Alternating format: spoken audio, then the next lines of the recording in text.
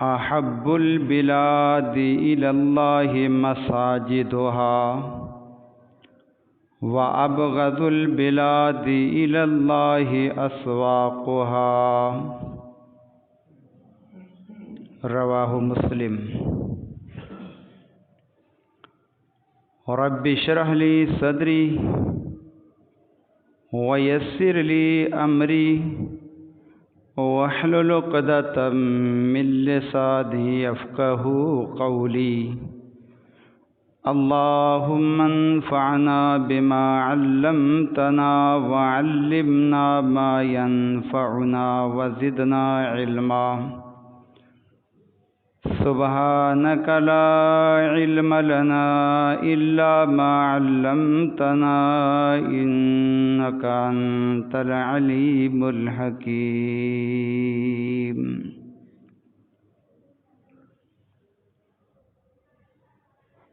اگر یہ مساجد مدارس نہ ہوتے، اگر یہ مساجد مدارس نہ ہوتے تو جہاں میں کہیں بھی مسلمان ہوتے، بصورت بشر سب درندے ہی ہوتے، کہیں بھی اچھے انسان ہوتے۔ ہر قسم کی تعریفات، تحمیدات، تحلیلات، تمجیدات، تکبیرات، ہر قسم کی قولی، فعلی اور مالی عبادات اللہ رب العالمین، اللہ احسن الخالقین، اللہ رب العزت، اللہ جل شانہ کے لیے جو پوری کائنات کا سچا معبود ہے، اور درود و سلام سید الانبیاء، امام الانبیاء، خطیب الانبیاء، امام الہدیٰ، حبیب اللہ احمد مجتبیٰ جناب محمد الرسول اللہ صلی اللہ علیہ وآلہ وسلم کی ذات گرامی پر حمد و ثنا کے بعد موجودہ حالات سے یقیناً آپ بخوبی واقف رہتے ہیں، اور میری بھی یہی کوشش ہوتی ہے کہ میں آپ کو موجودہ حالات کے لحاظ سے ہی قرآن اور سنت کی رہنمائی میں وہ چیزیں پیش کروں کہ جو آپ کی دنیا کے لیے بھی مفید ہوں اور آخرت کے لیے بھی مفید ہوں۔ اس وقت آپ کو معلوم ہے کہ طارق روڈ میں واقع مدینہ مسجد،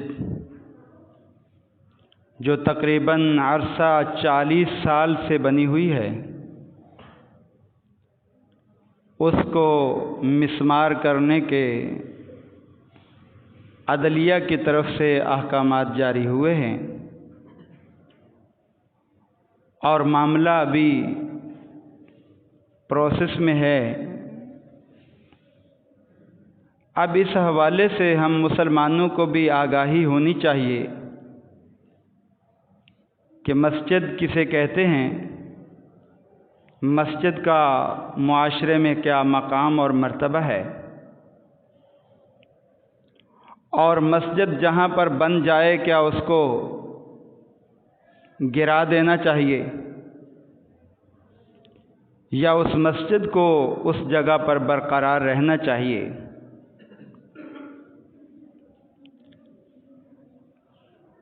ہم اس بات کو اچھی طرح جانتے ہیں اور ہر خطبہ میں سنتے ہیں کہ سب سے بہترین اگر کوئی کائنات کے اندر کتاب رہنمائی کے لیے ہے تو وہ اللہ کی کتاب قرآن مجید ہے، اور سب سے بہترین اگر کوئی رہنمائی کے لیے اور چیز ہے تو وہ اللہ کے پیارے نبی علیہ الصلاۃ والسلام کی تعلیمات ہیں۔ جب مسلمان ان دونوں پر غور کرے گا تو اسے دنیا کا بھی ہر مسئلہ سورج کی طرح واضح نظر آئے گا اور آخرت کے معاملات بھی اس کے سامنے کھل کر سامنے آ جائیں گے۔ سب سے پہلے مسجد کا معنی سمجھیے۔ مسجد اس میں ظرف ہے، اس کا معنی ہے سجدہ کرنے کی جگہ۔ جس جگہ انسان اللہ کے سامنے اپنی پیشانی کو جھکا دیتا ہے اس جگہ کو عربی زبان میں مسجد کہا جاتا ہے، اور شریعت کی اصطلاح میں مسجد کہتے ہیں کہ وہ جگہ جو اللہ تعالیٰ کے لیے وقف کر دی گئی ہو اور لوگ اجتماعی طور پر وہاں آ کر اللہ کے سامنے سجدہ ریز ہوں، نمازیں پڑھیں، اللہ کو یاد کریں، اللہ کا ذکر کریں، وہ جگہ مسجد کہلاتی ہے۔ جس زمین پر مسجد بن جاتی ہے نا، یہ زمین کائنات کی تمام زمینوں سے افضل ترین زمین بن جاتی ہے، چاہے وہ پہلے گھڑے ہوں، چاہے وہ پہلے کھڈے ہوں، چاہے وہ پہلے بیابان ہو، چاہے وہ پہلے قبرستان ہو، لیکن جب اس پر مسجد بن گئی تو سمجھ لیجئے کہ کائنات کے اندر سب سے بہترین جگہ وہ بن گئی۔ یعنی جگہ کو اہمیت اس مسجد نے دے دی، اور مسجد اللہ کی اتنی پیاری جگہ ہے، اللہ کا اتنا پیارا یہ گھر ہے کہ جب انسان ابھی پیدا ہوا ہی نہیں تھا تب بھی اللہ نے زمین پہ مسجد بنوا دی تھی۔ انسانیت تو بعد میں وجود میں آئی، لیکن اللہ نے اس مسجد کو اس سے پہلے بنوایا، جس کا مطلب یہ سمجھ میں آتا ہے کہ اللہ کو کائنات کے اندر زمین پر سب سے کوئی اچھی چیز لگی ہے تو وہ اپنا گھر مسجد لگی ہے، اور اللہ نے آسمانوں پر بھی اپنا گھر بنایا۔ آسمانوں پر جو اللہ کا گھر ہے اس کو بیت المعمور کہا جاتا ہے، جہاں اللہ کے فرشتے عبادت کرتے ہیں، جہاں اللہ کے فرشتے جو ہے وہ طواف کرتے ہیں۔ جب اللہ کے پیارے نبی علیہ الصلوۃ والسلام معراج پہ گئے تھے تو وہاں بیت المعمور کے ارد گرد فرشتوں کو طواف کرتے ہوئے دیکھا۔ جبریل سے پوچھا یہ جو فرشتے طواف کر رہے ہیں تو دوبارہ بھی کریں گے؟ آگے سے جواب ملا نہیں، یہ دوبارہ ان کی باری نہیں آئے گی، اس لیے کہ اللہ کے فرشتے اتنے زیادہ تعداد میں ہیں کہ قیامت تک دوبارہ ان طواف کرنے والوں کی باری نہیں آئے گی۔ اللہ نے قرآن میں خود ہی نقشہ کھینچ دیا، وَمَا يَعْلَمُ جُنُودَ رَبِّكَ إِلَّا هُوَ۔ اللہ کے بندو، تم عبادت کر کے مجھ پر احسان جتلاتے ہو کہ ہم نے عبادت کی ہے، میری عبادت کے لیے تو اتنی مخلوق موجود ہے کہ ان لشکروں کو تم شمار ہی نہیں کر سکتے، گن ہی نہیں سکتے، اتنی عبادت کرنے کے لیے میری مخلوق موجود ہے۔ اس لیے گھمنڈ نہ کیا کرو، اگر عبادت کا موقع مل گیا ہے تو اللہ کا شکر ادا کیا کرو۔ اے اللہ تیرا شکر ہے تو نے مجھے منتخب کیا اور اپنے گھر کے اندر لے آیا، بہت سے لوگ باہر بیٹھے رہ گئے، تیری دیگر مخلوق جو عبادت کی مکلف نہیں ہے وہ تیری عبادت کر رہی ہے، میں نے اے اللہ اپنی قوت سے کچھ نہیں کیا، تو نے میری مدد کی ہے تو میں تیری عبادت کے لیے آ گیا ہوں۔ اور جب زمین پر اللہ نے زمین بنائی تو اپنے فرشتوں کو کہا میرا گھر بناؤ، اور وہ گھر کون سا ہے؟ بیت اللہ، جو مکہ مکرمہ میں موجود ہے۔ سب سے پہلے اللہ نے فرشتوں سے بنوایا، پھر اس کے بعد جب آدم علیہ السلام آئے ان سے بنوایا، پھر ان کی اولادوں سے بنتا چلا گیا، اور اللہ نے اس گھر کو پھر جد الانبیاء سے بنوایا، جس کا ذکر اللہ نے قرآن کریم میں کیا ہے۔ وَإِذْ يَرْفَعُ إِبْرَاهِيمُ الْقَوَاعِدَ مِنَ الْبَيْتِ وَإِسْمَاعِيلُ رَبَّنَا تَقَبَّلْ مِنَّا إِنَّكَ أَنْتَ السَّمِيعُ الْعَلِيمُ۔ اللہ فرماتے ہیں میرے ابراہیم خلیل اللہ وہ میرا گھر تعمیر کر رہے تھے، اسماعیل معاونت کر رہے تھے، وہ پتھر جس پر کھڑے ہو کر ابراہیم علیہ السلام نے میرا گھر تعمیر کیا، مجھے اتنا پیارا لگا، آج بھی میں نے اس کو مقام ابراہیم بنا دیا۔ اللہ کے بندو، جن گھروں کو بنانے کے لیے اللہ نے اپنے نبیوں کا انتخاب کیا ہو، وہ کتنی مبارک جگہ ہوگی، وہ کتنی اہمیت والی ہوگی، وہ کتنے مقام والی جگہ ہوگی کہ جن کے لیے اللہ اپنے پیغمبروں کو کسی کو مستری بنا رہا ہے اور کسی کو مزدور بنا رہا ہے، اور یہ سلسلہ چلتا رہا۔ اللہ فرماتے ہیں مجھے یہ گھر سب سے پیارا تھا، اسی لیے فرمایا ان اول بیت وضع للناس للذی ببکۃ مبارکا وہدی للعالمین۔ پہلا وہ گھر اللہ نے جو زمین پر بنایا وہ اپنا گھر بنایا، کسی چیف جسٹس کا گھر نہیں بنایا، کسی صدر کا گھر نہیں بنایا، کسی وزیر اعظم کا گھر نہیں بنایا۔ اللہ نے زمین پر سب سے پہلی جو عمارت بنائی وہ اپنا گھر بنایا، مسجد بنائی، جس کو مسجد حرام بھی کہتے ہیں، جس کو مسجد فَوَلِّ وَجْهَكَ شَطْرَ الْمَسْجِدِ الْحَرَامِ، دوسرے پارے کے شروع میں فَوَلِّ وَجْهَكَ شَطْرَ الْمَسْجِدِ الْحَرَامِ۔ اے میرے پیغمبر، جب بھی آپ نے نماز پڑھنی ہے نا تو مسجد حرام کی طرف منہ کر کے نماز پڑھنی ہے، اس طرف چہرہ کیجیے۔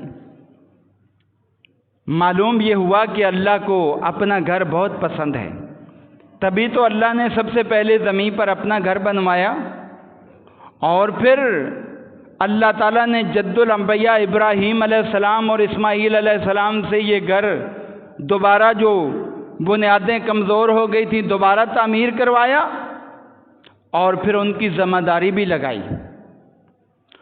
کیا ذمہ داری لگائی؟ اس گھر کو صرف بنانا کافی نہیں ہے۔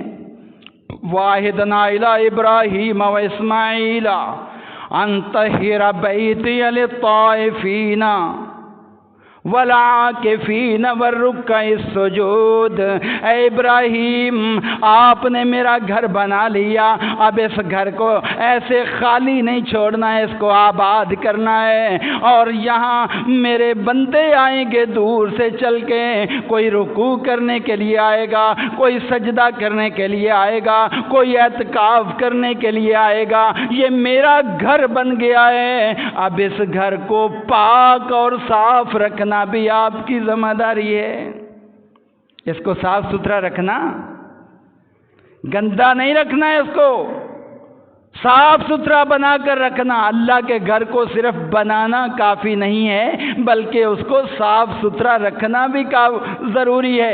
ایک مرتبہ اللہ کے پیارے نبی علیہ السلام نماز پڑھانے کے لیے آئے تو دیکھا کہ تھوڑا سا بلغم جو ہے نا، یہ مسجد کے ساتھ جو ہے وہ لگا ہوا ہے دیوار کے ساتھ۔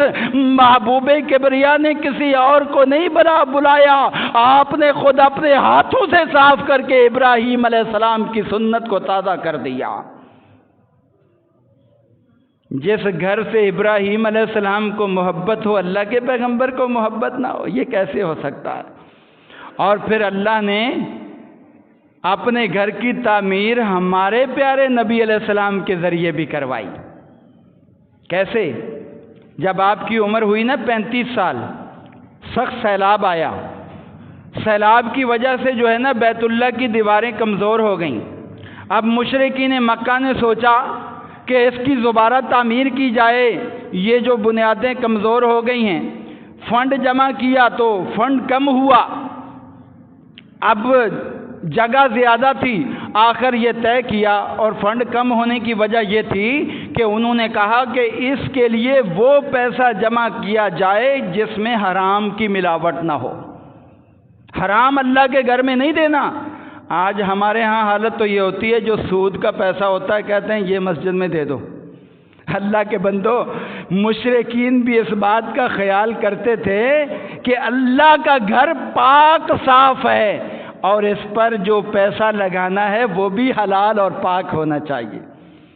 وہ فنڈ کم ہوا، آخر جب اس کو گرانے کی باری آئی تو ڈرنے لگے، اللہ کے گھر کا کوئی پتھر ہم نے ہٹا دیا تو کہیں اللہ کا عذاب نازل نہ ہو جائے، اللہ ناراض نہ ہو جائے، ڈر رہے ہیں۔ پھر جو ان کے بڑے لوگ تھے انہوں نے کہا ہم کوئی اس لیے تو نہیں گرا رہے کہ دوبارہ بنانا نہیں ہے، ہم تو اس کو اچھا بنانے کی کوشش کر رہے ہیں، چلو ایک بندہ اوپر چڑھ کر تو دیکھو، ایک پتھر گراؤ، اگر اللہ راضی ہوا تو کچھ نہیں ہوگا، ناراض ہوا تو ہم جو ہے چھوڑ دیں گے۔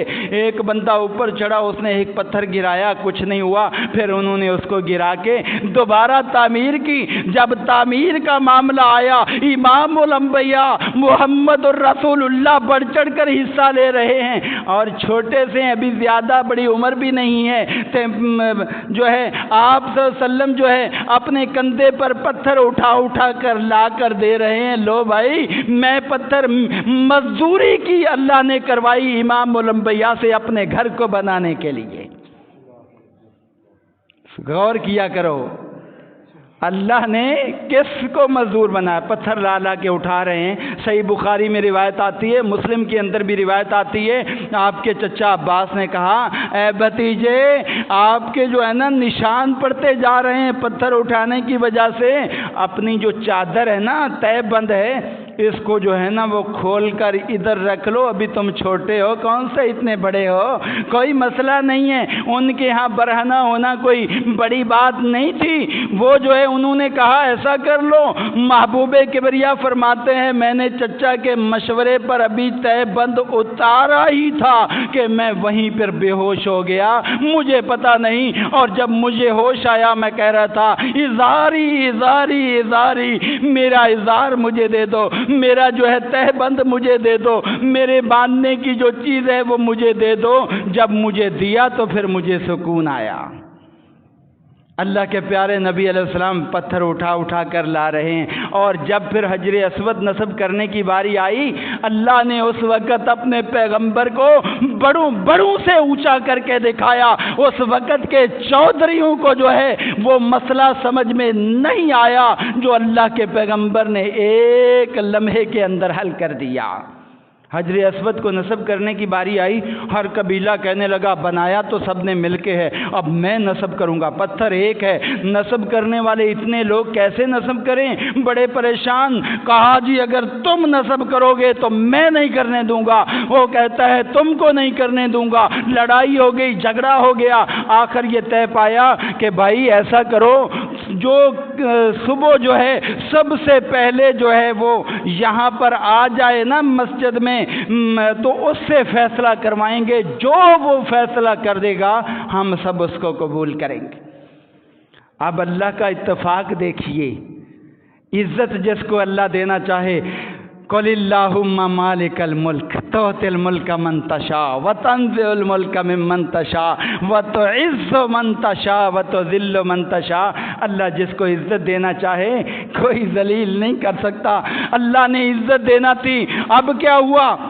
سب سے پہلے اس دن اللہ کے نبی پہ وہاں بیت اللہ پہنچ گئے، وہ انتظار کر رہے ہیں سردار، جب پہنچے کہنے لگے بالکل رضینا رضینا، ہم راضی ہیں، ان کا فیصلہ جو ہوگا ٹھیک ہوگا۔ اور اللہ نے آپ کو بھی بڑا زبردست ملکہ عطا کیا تھا، ایسی مہارت کائنات میں کسی کو ملی نہیں ہے۔ آپ صلی اللہ علیہ وسلم نے کیا فرمایا؟ اچھا اختلاف ہو گیا، جھگڑا ہو گیا، چلو ایک چادر لے کر آؤ، چادر لے آئے، کہا آپ صلی اللہ علیہ وسلم نے اپنے دستے مبارک سے پتھر کو اٹھا کے چادر میں رکھ دیا، کہا چلو اس کو اٹھا کے لے کے چلو جہاں نصب کرنا ہے، لے کے چل دیے۔ سرداروں کے جتنے سردار تھے سب کے ہاتھ میں وہ اس کا پلو پکڑوا دیا، سب اٹھا کر لے کے جاؤ۔ وہ سارے سمجھ رہے ہیں میں لے کے جا رہا ہوں، وہ کہہ رہا ہے میں لے کے جا رہا ہوں، میں لے کے جا رہا ہوں۔ جب وہاں پہنچ گیا اللہ کے نبی نے اپنے دستے مبارک سے اٹھایا اور اس کی جگہ نصب کر دیا۔ کہہ رہے ہیں جو فلسفیوں سے حل نہ ہوا، نکتہ وروں سے کھل نہ سکا، وہ راز ایک کملی والے نے بتلا دیا چند اشاروں میں۔ یہ ہے ہمارے نبی کی رہنمائی، آپ نے اپنے ہاتھوں سے نصب کر دیا۔ پتھر بھی اس جگہ پر نصب کروایا اللہ نے تو امام الانبیاء سے کروایا اپنے گھر میں۔ تو اس سے کتنی عظمت، کتنا مقام، کتنا مرتبہ ثابت ہوتا ہے کہ جس کو بنانے والے اللہ کے نبی اور حجر اسود نصب کرنے والا سید الانبیاء، اور پھر جب مکہ چھوڑ کر مدینہ جاتے ہیں تو سب سے پہلے آپ نے وہاں قبا بستی ہے وہاں پر قیام کیا۔ بنو عمر عوف قبیلہ ہے، وہاں کچھ لوگ مسلمان ہیں۔ اللہ کے محبوب پیغمبر نے وہاں چند دن قیام کیا، صرف چند دن۔ وہاں پر سب سے پہلے آپ نے مسجد کی بنیاد رکھی، آج بھی وہ مسجد قباء کے نام سے مشہور ہے، اور اس میں جا کر نماز پڑھنے سے اللہ تعالیٰ عمرہ کرنے کے برابر ثواب عطا کر دیتا ہے۔ اس مسجد کو اتنی اہمیت حاصل ہے۔ مسجد قباء آج بھی موجود ہے۔ آپ نے وہاں وہ مسجد بنائی۔ اگر مسجد کی کوئی اہمیت نہیں تھی تو کیا ضرورت تھی آپ کو وہاں چند دن قیام کرنے کے دوران؟ آپ نے تو آگے ہی جانا تھا نا۔ لیکن امت مسلمہ کے ذہن میں بات بٹھا دی کہ جس معاشرے کے اندر مسجد نہیں ہے وہ معاشرہ خیر و برکات سے خالی ہے۔ وہ جس محلے کے اندر مسجد نہیں ہے وہ محلہ خیر و برکات سے خالی ہے۔ جس کے اندر مسجد ہے وہ مسجد خیر و برکات کا باعث ہے، اس لیے کہ اللہ کے رحمت کے فرشتے آتے رہتے ہیں، ہر فجر میں آ رہے ہیں، ہر ظہر میں آ رہے ہیں، جمعہ کا خطبہ لکھنے کے لیے آ رہے ہیں، اور پھر لوگوں کا اجر و ثواب لکھنے کے لیے آ رہے ہیں، نمازیوں کے لیے دعائیں کرنے کے لیے آ رہے ہیں۔ اور جس علاقے میں رب کے فرشتے آ جاتے ہیں وہاں رب کی رحمتیں آ جاتی ہیں۔ اللہ کے پیارے نبی علیہ السلام پھر مدینہ پہنچے۔ مدینہ جانے کے بعد بھی آپ نے کیا کیا؟ آپ نے کہا بھائی یہاں مسجد ہونی چاہیے، اللہ کا گھر ہونا چاہیے۔ فوراً معلوم کیا جی یہ جگہ نا 2 یتیم لڑکوں کی ہے، اور وہاں کچھ قبریں ہیں، کوئی کھجور کے درخت ہیں، کوئی گھڑے ہیں۔ آپ نے فرمایا بات کرو۔ جناب ابو بکر رضی اللہ عنہ جا کے بات کرتے ہیں۔ بات کرنے کے بعد انہوں نے کہا ہم اس کی قیمت نہیں لیں گے، اگر اللہ کا گھر ہے، دیکھو جذبہ، یتیم بچے ہیں اور کوئی ان کے پاس پراپرٹی نہیں ہے، کہا اگر اللہ کا گھر بنانا ہے تو پیسے نہیں لیں گے۔ محبوب کبریا نے فرمایا نہیں، یہ یتیموں کی زمین ہے، میں پیسے دوں گا، ان سے طے کرو، اور طے کر کے ان کو پیسے دیے گئے۔ صحیح بخاری میں موجود ہے۔ یتیموں کے ساتھ بھی حسن سلوک کیا، اللہ کا گھر بنایا، اور پھر اس مسجد کو تعمیر کرنے میں امام الانبیاء مستری بن گئے، صحابہ مزدور بن گئے، اور اس دوران اللہ کے نبی کی زبان سے جو جملے تھے، اللہم لا عیش الا عیش الاخرہ فرحم الانصار والمہاجرہ۔ اے اللہ دنیا کی زندگی کوئی زندگی نہیں ہے، دنیا کے عہدے کوئی عہدے نہیں ہیں، یہ عارضی ہیں، چند سالوں کے بعد ختم ہو جائیں گے۔ اے اللہ یہ تیرا گھر جو بن رہا ہے یہ بنانے والے خیر و برکت والے بن گئے ہیں۔ اے اللہ میں ان کے لیے دعا مانگ رہا ہوں، جو مہاجرین اس کے بنانے میں شریک ہیں ان پر بھی رحم فرما، جو انصار اس کو بنانے میں شریک ہیں ان پر بھی رحم فرما۔ جس مسجد کو بنانے کے لیے جو لوگ شریک ہوئے، نبی ان کے لیے دعائیں کرے، کتنی اہم مسجد ہوگی۔ سوچئے، غور کیجئے، تدبر کیجئے۔ اس کے بعد یہ مسجد کو اتنی اہمیت حاصل ہوئی۔ میرے عزیز بھائیوں، مسجد کا اگر مقام سمجھنا چاہتے ہو نا تو یہ صرف سمجھ لو کہ اسلام میں، دین محمدی میں مسجد کی ایسے اہمیت ہے جیسے آپ کے جسم میں دل کی اہمیت ہے. جیسے آپ کے جسم میں دل ہے نا، اگر دل ہے تو آپ زندہ ہیں. اگر آپ مسلمان ہیں اور آپ کے علاقے میں مسجد نہیں تو آپ مردہ ہیں. اس لیے کہ اسلام نے اس معاشرے کا خیال ہی نہیں کیا جہاں پر مسجد نہیں تھی، چاہے وہاں مسلمان ہی رہنے والے کیوں نہ ہو. جہاں پر مسجد نہ ہو وہاں اللہ کے نبی نے کوئی خیال نہیں کیا. صحیح بخاری کی روایت آتی ہے، محبوب کبریا صحابہ کو بھیجتے لشکر، جاؤ کہ بھائی جا کے جہاد کرو. اب اس دوران پتہ نہیں چلتا تھا کہ فلاں قبیلہ مسلمان ہوا ہے یا نہیں ہوا، اور آپ صلی اللہ علیہ وسلم فرمایا کرتے تھے رات اس قبیلے کے قریب پہنچو، صبح وہاں پر انتظار کرو. کس چیز کا انتظار کرو؟ اللہ کے نبی اچانک تو حملہ کرنا ہے، انتظار کس بات کا؟ آپ نے فرمایا انتظار کرو وہاں سے اذان کی آواز آتی ہے یا نہیں آتی، وہاں سے اذان کی آواز آتی ہے یا نہیں آتی.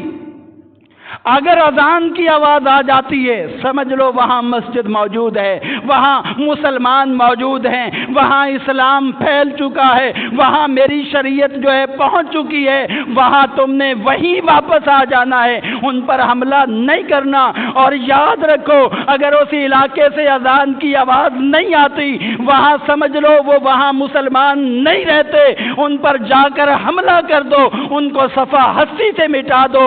ذرا میرے عزیز بھائیوں بتاؤ، یہ مسجد تو اسلام کی پہچان ہے. جہاں مسجد ہے وہاں مسلمان ہیں، اور جہاں مسجد نہیں وہاں مسلمانوں کا اعتبار ہی نہیں. صحیح بخاری کی حدیث ہے، ذمہ داری سے بات کر رہا ہوں. اب اگر غور کریں تو یہ مسجد اللہ کے نبی کے دور میں بڑی فوائد کی حامل تھی. اللہ کے نبی کے دور میں کوئی وزیر اعظم ہاؤس بنانے کی ضرورت نہیں تھی، یہ اضافی خرچہ ہے. اللہ کے نبی کے دور کے اندر صدر ہاؤس بنانے کی ضرورت نہیں، یہ اضافی ہے. اللہ کے نبی کے دور میں جو ہے پارلیمنٹ ہاؤس بنانے کی ضرورت نہیں، یہ اضافی ہے. اللہ کے نبی کے دور کے اندر جیل خانہ بنانے کی ضرورت نہیں، یہ اضافی ہیں. کتنے اضافی خرچے ہم نے خود بنا لیے اس وجہ سے کہ ہم نے مسجد سے تعلق توڑ لیا. اللہ کے نبی کے دور میں یہ مسجد نماز کے لیے بھی تھی، یہ مسجد قرآن کریم کی تلاوت کے لیے بھی تھی، یہ مسجد جو ہے یہ صدر ہاؤس کی حیثیت بھی رکھتی تھی. اللہ کے نبی وہاں بیٹھ کر فیصلے کرتے تھے.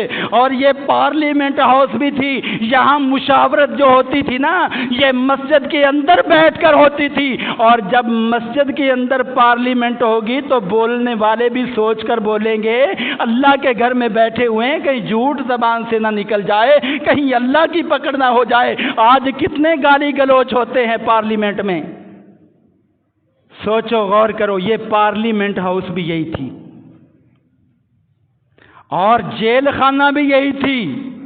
کیسے؟ ثمامہ بن اسال رضی اللہ عنہ جب قیدی ہو کر آئے کہاں باندھا تھا؟ مسجد کے ستون کے ساتھ باندھا تھا. جیل خانہ بھی یہی تھی. یہ مسجد سے ہم نے تعلق توڑ دیا، مسجد کو ہم نے کر دیا مسجد الگ ہے، مسجد والے الگ ہیں، ہم الگ ہیں. اگر مسجد سے آپ کا تعلق نہیں ہے میرے بھائی پھر اپنے ایمان کے بارے بھی سوچ، تیرا ایمان دین سے بھی کوئی تعلق نہیں ہے، پھر اپنے ایمان کے بارے بھی سوچنا. اس لیے قیامت کے دن جب اللہ کے حضور بندے پیش ہوں گے نا، اللہ اس دوران فرمائے گا 7 قسم کے بندے ایسے ہیں جن کو میں آج اپنے عرش کے سائے کے نیچے جگہ دوں گا. اور اس کے اندر ایک وہ بھی ہوگا رجل قلبہ معلق بالمسجد، وہ آدمی جس کا مسجد سے بڑا دل لگا ہوگا، نماز کے لیے پابندی سے آتا ہوگا، نماز پڑھی ہے، اس کے بعد اپنے گھر کام کاج میں چلا جاتا ہوگا، پھر جیسے ہی اذان ہو دل فوراً کرے کہ میں اللہ کے گھر میں چلا جاؤں، اللہ کے گھر کی طرف چلا جاؤں. یہ اس کے دل میں تڑپ ہوگی. قیامت کے دن اللہ انعام یہ دے گا جب سورج سوا نیزے پہ ہوگا، اللہ تعالیٰ اس دوران اس گرمی سے بچا کر اپنے عرش کے سائے کے نیچے جگہ عطا کر دے گا. کتنا بڑا انعام ہے. دعا کیا کرو اللہ ہمیں ایسے لوگوں میں شامل فرما دے. اور یہ مسجد کوئی معمولی نہیں ہے. جس کی طرف قدم چل کر آؤ گے تو ہر قدم کے بدلے نیکی ملے گی، گناہ مٹایا جائے گا. جس میں جب آؤ گے اللہم افتح لی ابواب رحمتک کا پڑھو گے، اللہ کی رحمت کے دروازے کھل جائیں گے. اللہ کے گھر میں بیٹھو گے، اللہ کی رحمت کے فرشتے آ جائیں گے. تم نماز کی حالت میں بیٹھے ہوگے، انتظار میں بیٹھے ہوگے، فرشتے دعائیں کرنے لگ جائیں گے. اللہم اغفر لہو، اللہم ارحمہ، اے اللہ اس کو معاف کر دے، اے اللہ اس کے پر رحمتیں نازل فرما. ذرا بتائیے جس گھر میں اللہ کے فرشتے آ کر دعائیں مانگ رہے ہیں، میں اور آپ اس کو مسمار کرنے کی تیاری کریں تو اس سے بڑی بدبختی کیا ہوگی؟ اس سے بڑی بدبختی کیا ہوگی؟ ہم خود اپنی اللہ کی رحمت سے دور ہو کر نہ صرف رحمت سے دور بلکہ اللہ کے عذاب کو دعوت دیتے ہیں. عذاب کو دعوت کیسے؟ جو جج صاحبان ہیں میں ان سے یہ کہوں گا کہ سورہ الفیل کا ترجمہ اور تفسیر ضرور پڑھیں. سورہ الفیل کا ترجمہ اور تفسیر ضرور پڑھیں کہ اللہ کے گھر کو گرانے کے لیے ابرا کافر آیا اور اتنا بڑا لشکر لے کر آیا کہ مشرکین مکہ میں اس کا مقابلہ کرنے کی طاقت نہیں تھی.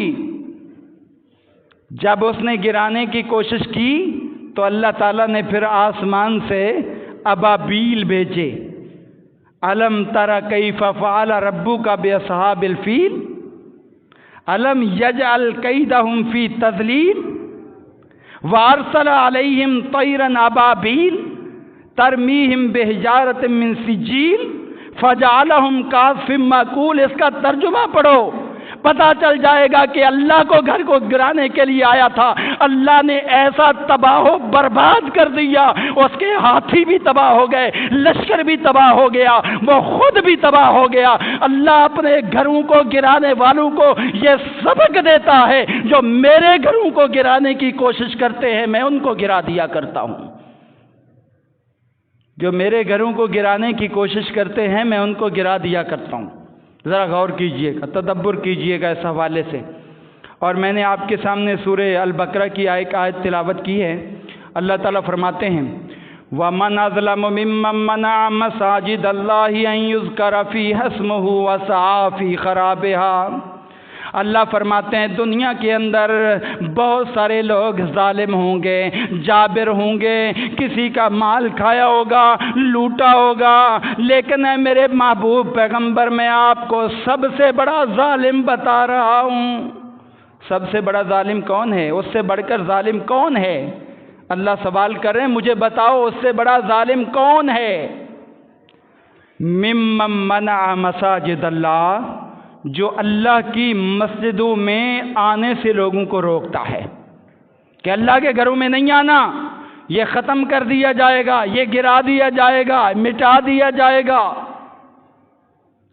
ان یذکر فیہا اسمہ، وہ مسجدیں جہاں اللہ کا نام ذکر ہوتا ہے، جہاں اللہ کا نام بلند ہوتا ہے، وہ اس کو گرانے کی کوشش کرتا ہے. وسعیٰ فی خرابہا، اور وہ چاہتا ہے کہ میں اس کو گرا دوں، خراب کر دوں، برباد کر دوں، یہ ویران کر دوں جگہ. اللہ فرماتے ہیں ایسے لوگوں کو غور کرنا چاہیے، تدبر کرنا چاہیے، سوچنا چاہیے کہ ہم کیا کر رہے ہیں، کیسے فیصلے کر رہے ہیں. اپنی زندگی تو برباد ہے ہی، اپنی آخرت بھی برباد کر رہے ہیں. اولئک ما کان لہم ان یدخلوها الا خائفین. اللہ فرماتے ہیں اے بدبخت انسان، میرے گھر کے اندر داخل بھی ہوا کر تو ڈرتے ہوئے داخل ہوا کر، کہیں اللہ کی پکڑ نہ آ جائے. اگر گرانے کی غرض سے آیا ہے ابابیلوں کا لشکر بھی یاد کر لیا کر. اولئک لہم خزی، ایسے لوگوں کے لیے دنیا کے اندر بھی رسوائی ہے. اور وَلَهُمْ عَذَابٌ علیم، لَهُمْ فِي الدُّنْيَا خِزْيٌ، ایسے لوگوں کے لیے دنیا میں بھی رسوائی ہے اور آخرت میں بھی عذاب عظیم ہے. اللہ نے بہت بڑی دھمکی دی ہے. یہ سورہ البقرہ آیت نمبر 114 ہے، پڑھیے گا، ترجمہ پڑھیے گا اس کا کہ کتنی سخت وعید ہے اللہ کے گھر کو گرانے کی۔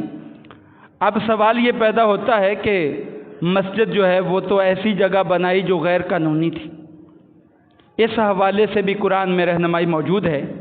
دیکھیے اللہ تعالیٰ جب اسلامی ریاست دیتا ہے نا تو پھر ذمہ داریاں بھی عائد کرتا ہے۔ سب سے پہلی ذمہ داری عائد ہوتی ہے حکمران پہ۔ اللہ کے نبی حکمران تھے نا، آپ نے مدینہ طیبہ کے اندر سب سے پہلے مسجد نبوی بنائی، اور اللہ کے نبی کے دور کے اندر آبادی کے تناسب سے 9 مسجدیں اور بھی بنی۔ آج بھی جا کے دیکھو، مسجد خمامہ نظر آئے گی، مسجد علی نظر آئے گی، مسجد ابو بکر نظر آئے گی، مسجد سلمان فارسی نظر آئے گی، اور میں نے خود جا کر دیکھا مسجد نبوی سے صرف چند قدم کے فاصلے پر 3-4 مسجدیں موجود تھیں۔ مسجد نبوی سے چند قدم کے فاصلے پر آج بھی موجود ہیں۔ کبھی اللہ آپ کو لے جائے تو دیکھیے گا، اللہ آپ کو لے جائے دیکھیے گا۔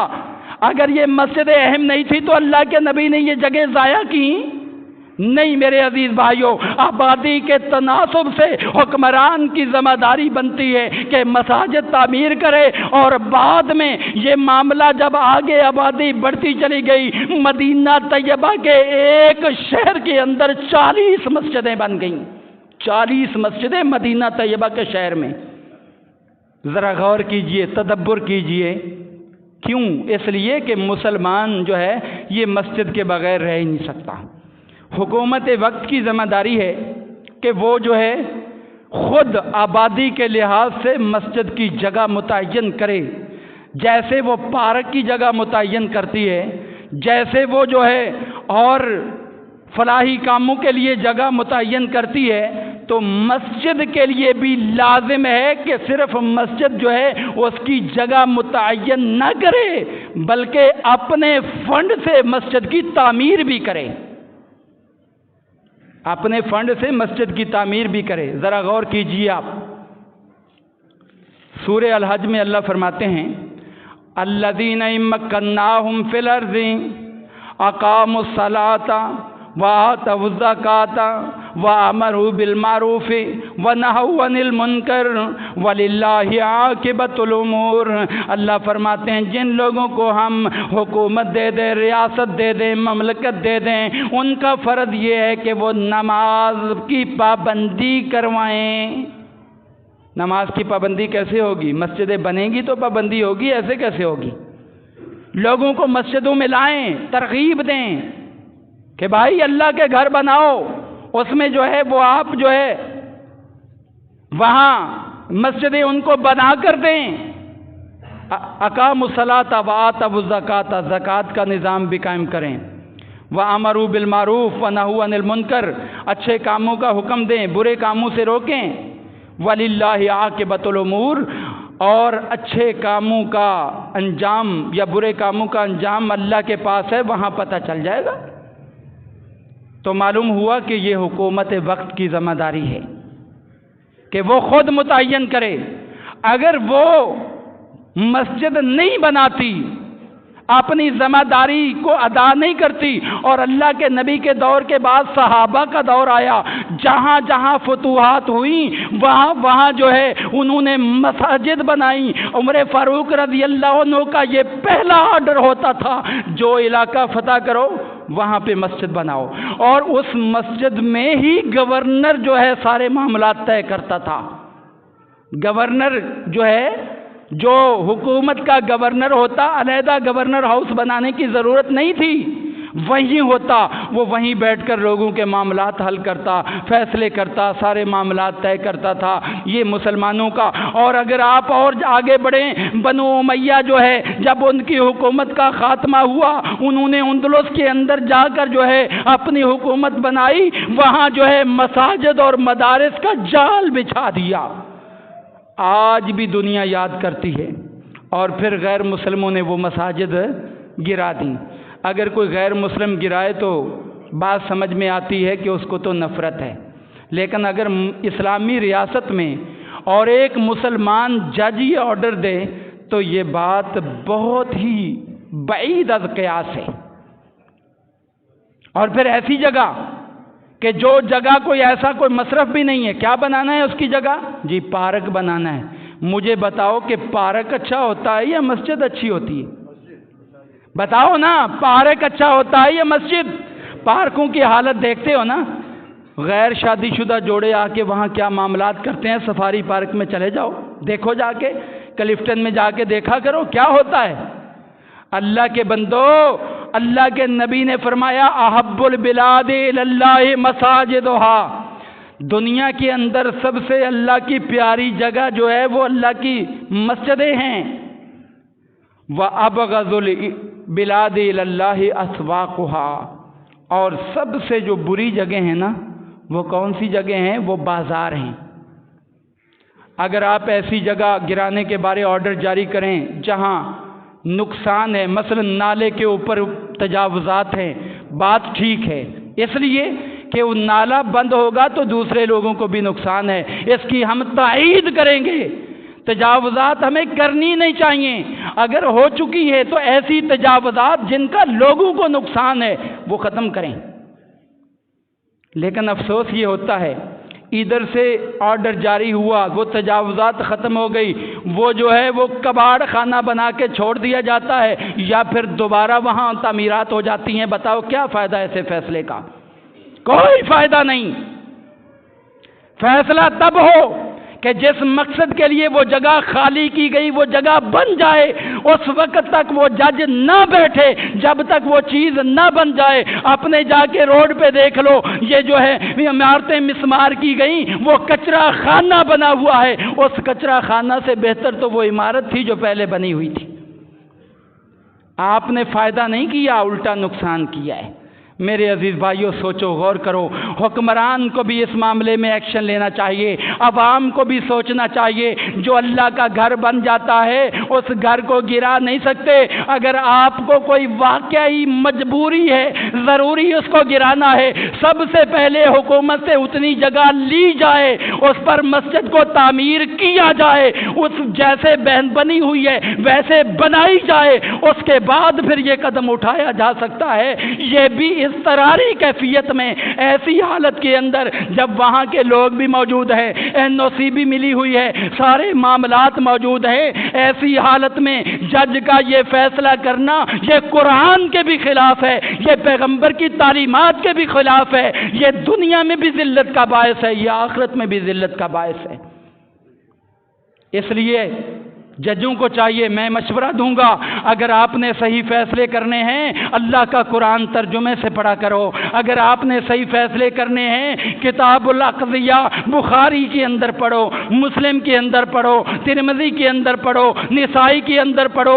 اگر آپ نے صحیح جج بننا ہے عمر فاروق کی سیرت کو پڑھو، کہ اگر آپ نے اچھے جج بننا ہے امام الانبیاء کا یہ فیصلہ سن لو، لو ان فاطمہ بنت محمد سرقت لقطعت یدہا، اگر میری بیٹی بھی جو ہے نا یہ چوری کر لیتی میں اس کا بھی ہاتھ کاٹ دیتا۔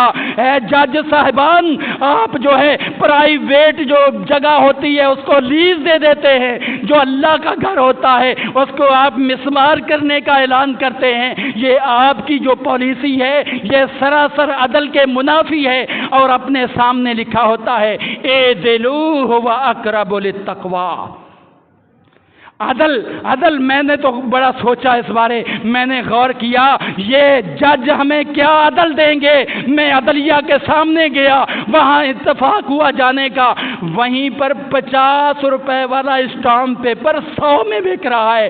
لعنت ہے ایسے عوام پر، ایسے ججوں پر کہ جو اپنے پاس کرپشن کو نہیں روک سکتے اور جا کے فیصلے مسجد کے بارے کر رہے ہیں۔ آپ روکو نا، 50 کا ہے تو 50 روپے لو نا، آپ 100 کیوں؟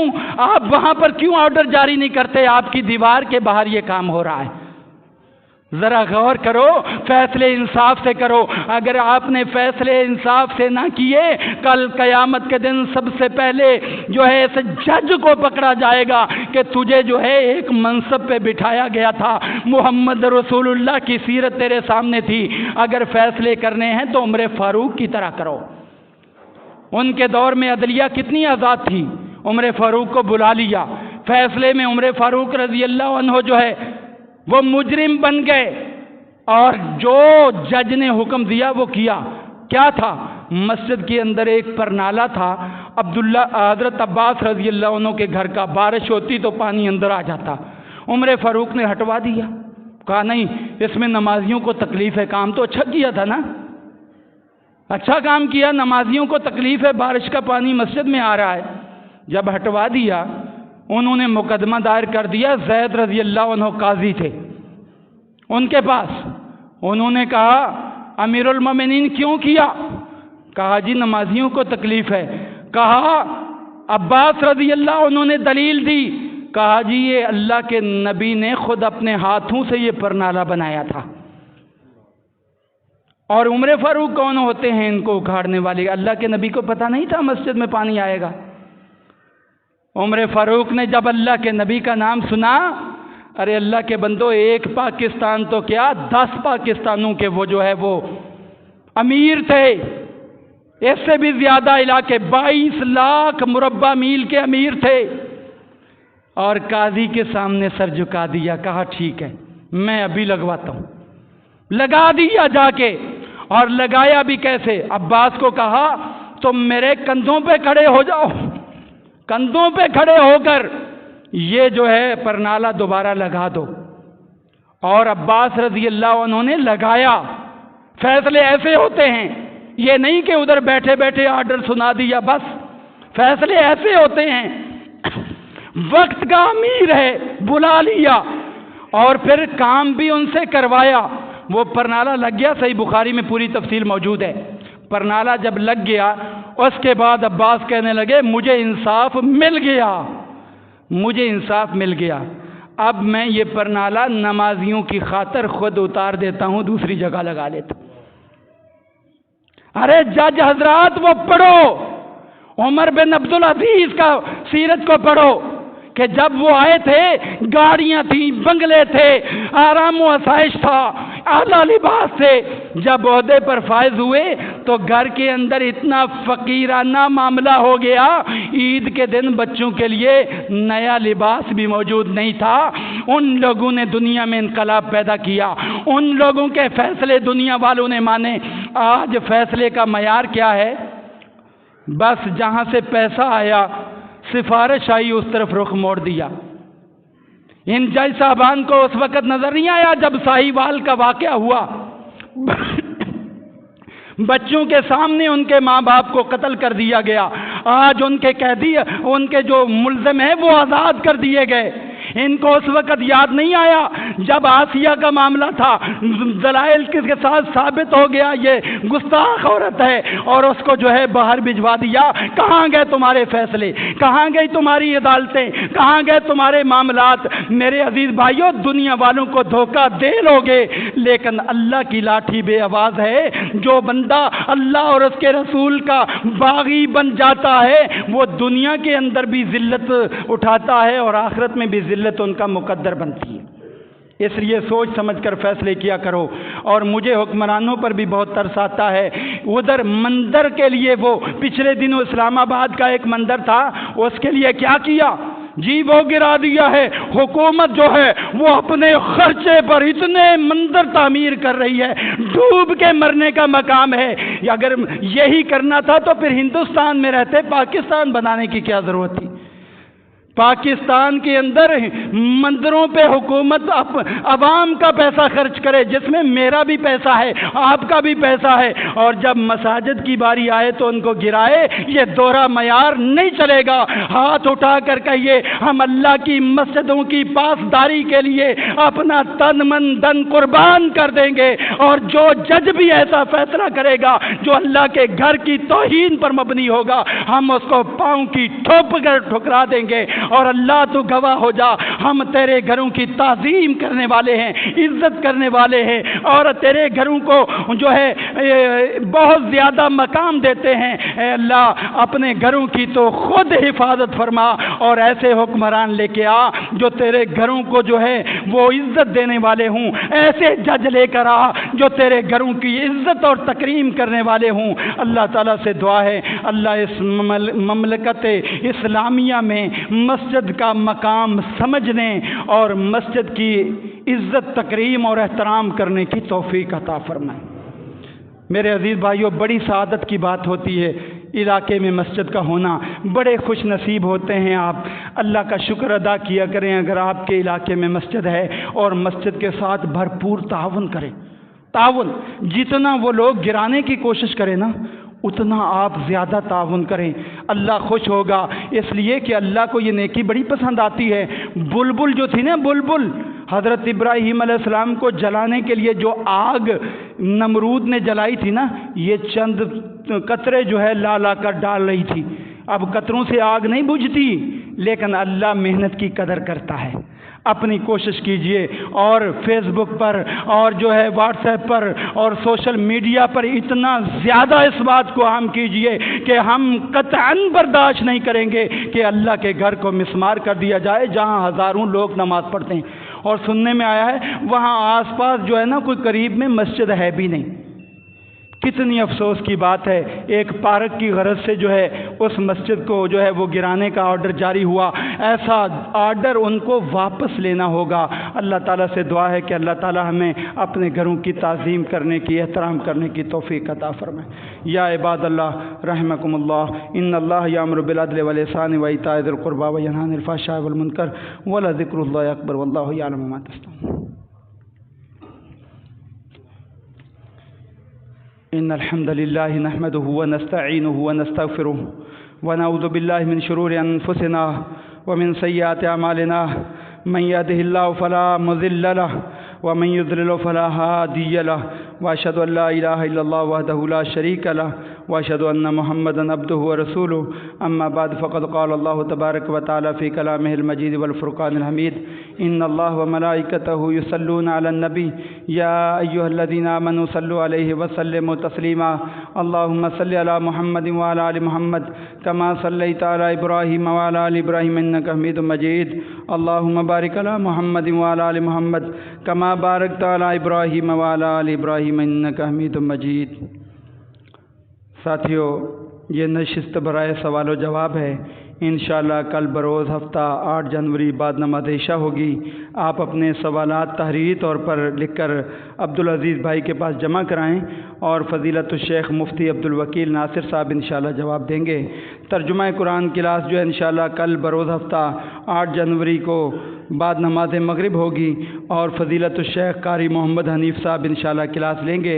آپ بھائیوں سے گزارش ہے کہ قرآن کریم سے محبت کرتے ہوئے قرآن کا مفہوم سمجھنے کے لیے ترجمہ کی کلاس میں ضرور شریک ہوا کریں۔ اللہ تعالیٰ سب کو جو ہے اس میں دلچسپی لینے کی توفیق دے۔ اور ایک خصوصی اعلان ہے، مسجد حاضہ کے لیے تعاون کی جو ہے وہ درخواست ہے کہ یہاں خطیب، مؤذن، امام اور دوسرے مسجد کے اخراجات وغیرہ ہیں، اس حوالے سے کچھ پرابلم ہے۔ میرے عزیز بھائیوں، آپ اللہ کے گھر جو ہے اس کے ساتھ تعاون کریں گے نا، اور اللہ کے گھر کی آبادی میں کوشش کریں گے، تو آپ کو ایمان کا سرٹیفکیٹ اللہ تعالیٰ عطا کریں گے، اور ساتھ ساتھ جو ہے اس کا اجر عظیم بھی عطا فرمائیں گے۔ اس لیے میرے عزیز بھائیوں، اس میں ضرور دلچسپی لیجئے۔ میں سب بھائیوں کے لیے دعا کرتا ہوں جو بھی اس کے ساتھ تعاون کرتے ہیں اس مسجد کے ساتھ، اللہ تعالیٰ ان کے علم میں، عمل میں، مال میں، اولاد میں، صحت میں، کاروبار میں، سب میں برکتیں فرمائے۔ اللہ تعالیٰ ہر قسم کی پریشانیوں اور وباؤں سے محفوظ رکھے۔ اللہ تعالیٰ دونوں جہاں میں ان کے لیے جو ہے وہ کامیابیاں مقدر کر دے، اور اللہ تعالیٰ جنت الفردوس میں ان کے لیے محلات بنائے۔ اس لیے میرے بھائی ضرور اس میں تعاون کریں۔ اللہ تعالیٰ سب کا دیا ہوا قبول و منظور فرمائے۔